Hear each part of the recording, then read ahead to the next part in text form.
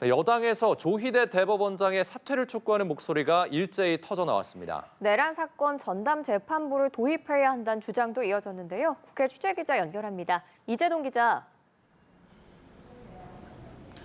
네, 사법부의 정치적 중립성 의심에 대해 대법원장이 책임을 져야 한다. 오늘 오전 지도부 회의에서 나온 민주당 정청래 대표의 말입니다. 정 대표는 지난 대선에서 이재명 당시 후보 사건의 대법원 파기환송을 언급하며 조 대법원장이 반 이재명 정치 투쟁의 선봉장이 됐다고 주장했는데요. 직접 들어보겠습니다. 이미 법원 내부에서 신뢰를 잃었고 대법원장직을 수행할 수 없을 만큼 편향적이라는 법원 내부의 평가가 있었습니다. 재판 독립, 법원의 정치적 중립은 조희대 대법원장 본인 스스로 어긴 것 아닙니까?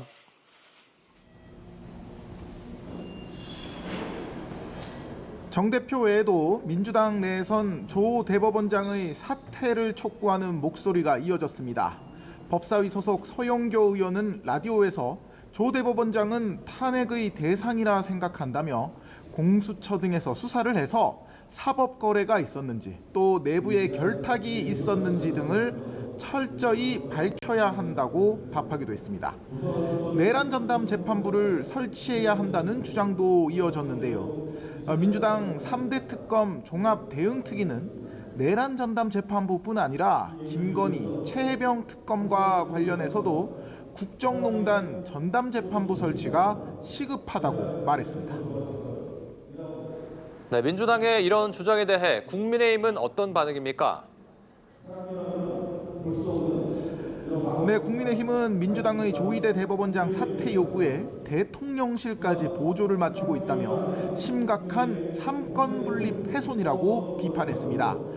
대통령실이 대법원장 사퇴 요구가 나온 이유를 돌이켜봐야 한다는데 공감한다는 입장을 밝힌 직후였는데요. 부산에서 현장 지도부 회의를 연 장동혁 대표의 발언 들어보겠습니다.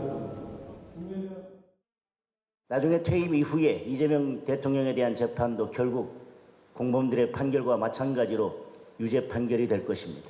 그것이 두렵기 때문에 조희대 대법원장의 사퇴를 요구하고 있다고 생각합니다.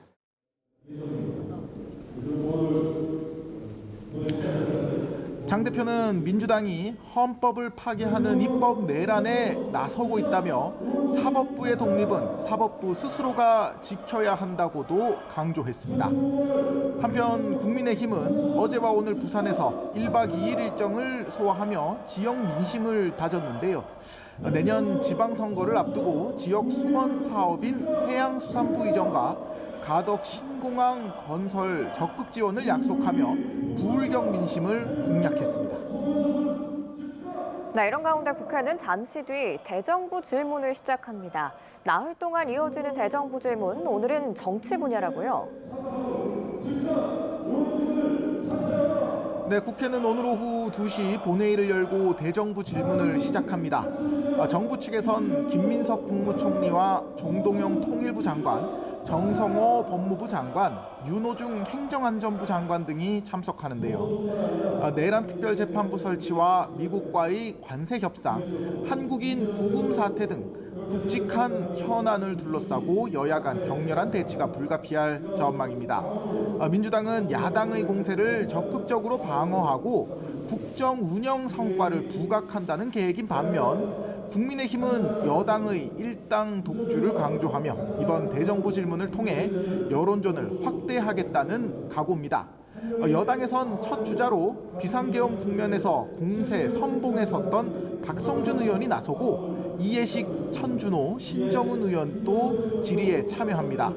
야당은 기재위원장을 맡고 있는 이미자 의원을 필두로 신성범, 유영아, 곽규택 의원 등을 첫날 주자로 배치했습니다. 지금까지 국회에서 전해드렸습니다.